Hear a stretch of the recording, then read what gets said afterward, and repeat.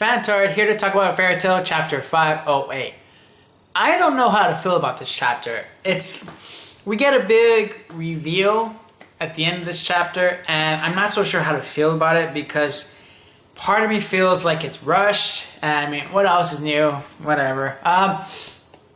Okay, so in the beginning of the chapter, we got Rakhi Dragonil trying to match Makarov's power by using his own form of fairy law. But I guess you can call it fairy orgasm, because his power, he flashes his light in the sky, right? And it goes across Hiro, and everyone's like, oh, and I'm like, okay, so everyone's orgasming? And I'm like, only in Fairy Tail. When it comes to fucking shonen, do you have the power to make people orgasm and then die from over pleasuring yourself? I don't know. But and apparently what his power is, if you have felt pleasure in the past, then you cannot escape his power and you will die from over pleasure. Too much pleasure. But the way that everyone is getting affected, it looks like someone is like freaking wanking them off or like fingering them. They're like, oh, like freaking Angels, like they're getting all blushy and freaking, fuck man, Guildhearts. He gets like this weird smile and he looks at Kana and she like punches him because he like kind of freaked her out. Everyone is orgasming and is having their own fucking orgasm, and I'm like, what the hell? Oh, like, okay, Rakhi Dragonil, he's got an interesting power, but then Zeref tells him to stop because apparently it's affecting his enemies. And I thought it was a little funny. There was a scene where you have Aileen, and she looked like she got affected by it a little, and she has a little blush. And I'm like, damn. And now there are some people that this doesn't work on. It doesn't work on Urza, and it doesn't work on Wendy. And I think, but it works on Mavis. And I think apparently it might only affect adults, and it doesn't affect kids, which is maybe why Wendy didn't get affected. But why isn't Urza getting affected? And I think it might be because maybe Urza hasn't had that much pleasure in her past. I mean, she has a bit of a sad backstory, but I'm sure there's pleasure in there somewhere, you know, with her eating cheesecake. So I don't know why she's not getting affected. Either that or it's because she's Urza. You know, that stupid saying. Well, of course, it's justified. So we have that subplot with Rakhi. And then you have Aileen taking on Urza. And Urza wants to fight her because she wants to know what does she mean by those words, saying that I am you and you are me. And she fights her and they're going at it. And I'm thinking to myself, no way should Urza beat Aileen. No way. Now, keyword, should. Does that mean she will? Hiro Mashima, if you have any credibility as a writer left, you have some with me because I'm obviously still reading this.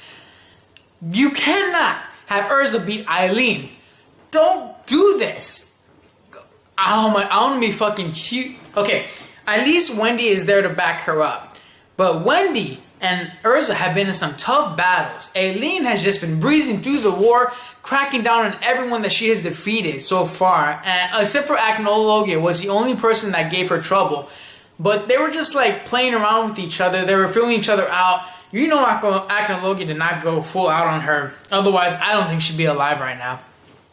Now, if Aileen loses to Wendy and Urza, I'm calling like major bullshit. I want to be super pissed. And I might end up just throwing away Urza's character forever. Because I used to love her as a character. And now I don't really care for her. But if she beats Aileen, I'm just done. I'm done with Urza completely. But anyway, I got that out of the way. I got that off my chest. Aileen better beat the shit out of Urza and Wendy. I'm going to be super pissed. They better not do some bullshit one shot. You have that subplot, then you have another subplot with Rakhi revealing who he is. And apparently he is the son of Zeref. And he mentions that, he tells that to Kagura.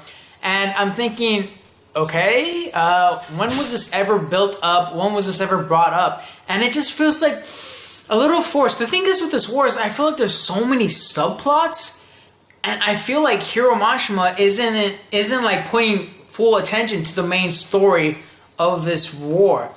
There's so many subplots going on, and some that weren't executed they weren't executed to my liking. Okay, you had like the subplot with Lucy and Aquarius. You had freaking Gray and Natsu, and you have everything else going on. And you had another subplot with Aileen and Rakid, and I feel like Hiromashima is spreading himself thin here, or he has been spreading himself thin with this war arc by trying to add too many subplots and trying to make this war arc interesting, but then the execution suffers because you're not concentrating on the main events of this arc, and then people get pissed off and they're not satisfied with this war.